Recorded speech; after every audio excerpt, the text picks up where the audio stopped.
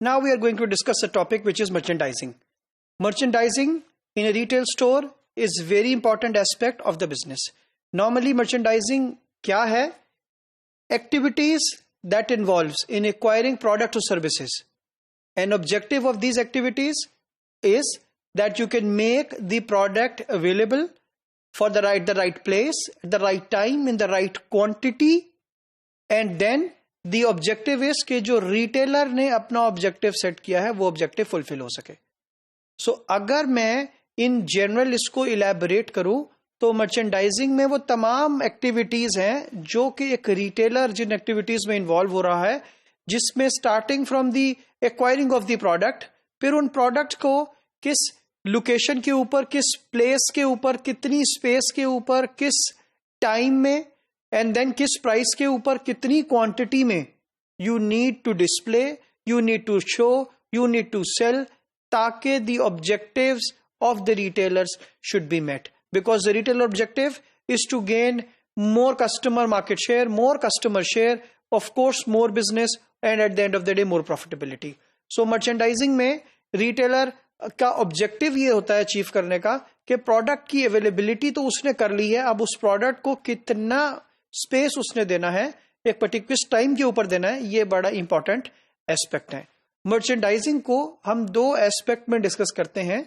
एक हमारे पास कहलाती है माइक्रो मर्चेंडाइजिंग और दूसरी हमारे पास कहलाती है क्रॉस मर्चेंडाइजिंग. तो सबसे पहले हम डिस्कस करते हैं माइक्रो मर्चेंडाइजिंग को. Micro merchandising, retailer adjusts space shelf allocation to respond to customers and other differences among local markets. क्या कर रहा है इसमें मर्चेंडाइजर? इसमें एक रिटेलर क्या कर रहा है माइक्रो मर्चेंडाइजिंग के अंदर कि रिटेलर एडजस्ट करता है शेल्फ स्पेस को according to the needs of the customer, as per the needs of the customer, या फिर as per the local market requirement या local changes in the local market. तो दोनों सूरतों के अंदर जब एक रिटेलर बिल्कुल अटेंशन टू डिटेल के ऊपर जाकर मर्चेंडाइजिंग करता है, या तो these attention to detail, this micro merchandising, the target is either to meet the requirements और needs of the customer on one side, या दूसरी तरफ let's say customer. For example अगर कोई कस्टमर है, आपको एक रिटेलर को आइडिया है कि वो कस्टमर ये वाला प्रोडक्ट, इसकी सेलिंग फ्रीक्वेंसी बहुत ज्यादा है, कस्टमर बहुत फ्रीक्वेंटली इस प्रोडक्ट को शेल्फ से बाय करता है. सो रिटेलर को हो सकता है वो प्रोडक्ट बहुत ज्यादा प्रॉफिटेबल ना हो, लेकिन क्योंकि रिटेलर देख रहा है कि इसकी फ्रीक्वेंसी बहुत ज्यादा है, फ्रीक्वेंसी ऑफ सेलिंग बहुत ज्यादा है, तो रिटेलर उसके अकॉर्डिंगली उसको स्पेस एलोकेट करेगा, उसकी मर्चेंडाइजिंग उसके अकॉर्डिंगली करेगा. और जब रिटेलर ऐसा करेगा इसका मतलब ये है कि वो रिटेलर माइक्रो मर्चेंडाइजिंग को फॉलो कर रहा है, बिकॉज वो कस्टमर की नीड्स को देखते हुए अपनी मर्चेंडाइजिंग को एडजस्ट कर रहा है.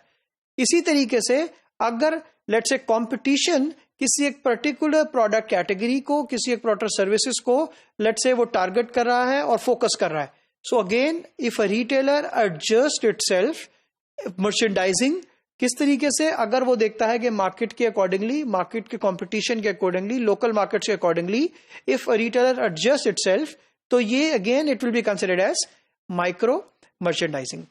अब हम बात करते हैं सेकेंड पार्ट की, which is cross merchandising. So normally cross merchandising के अंदर क्या है, retailers carry complementary goods and services to encourage shopper to buy more. बहुत इजीली आप if you take an example you can really drill down what it is about.